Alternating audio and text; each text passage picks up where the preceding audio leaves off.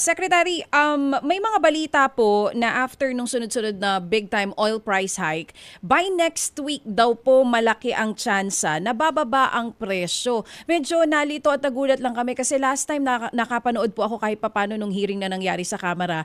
Kayo po mismo ang nagsabi na mukhang it will take months bago bumaba yung presyo ng krudo dito sa Pilipinas dahil hindi naman din basta-basta yung pagsasaayos ng mga facilities na tinamaan po nitong gera. Pero ano po talaga ang katotohanan? Medyo makakahinga na po ba kami sa dagdag presyo next week? Alam mo, si Trump lang sino nakakaalam niyan. It's a situation na out of our control, ano. Kaya medyo ano talaga ang the major factor or probably the only factor here na makaka-determine whether aakyat or bababa kung ano yung gagawin ng US, Iran, tsaka Israel. Why did kasi kahit anong ginagawa nila kung halimbawa, ceasefire tayo ng 2 weeks. So, nung in-announce yan, bumababa yung presyo. Pero ngayon, may nabalita na naman tayong may sinira na naman sila doon. So, baka mag-akyat ulit.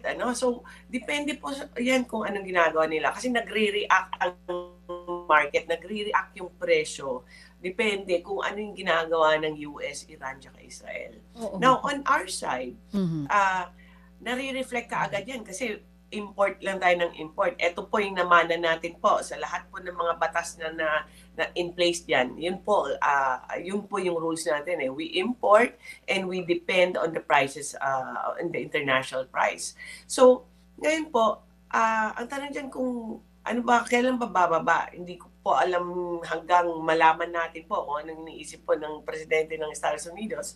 But if it stops, the war stops today, then it can slowly go down, pero hindi po ganun kababa at ganun kabilis. In 1 month po, nag-increase tayo to 150, from 60 pesos to 150, isang buwan lang. Pero ito po ay pagbaba.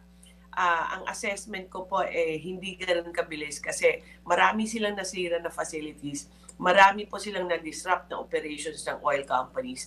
Kaya talagang hindi ganun kabilis ang adjustment nito. And it will take months, not just weeks. It will take months talaga.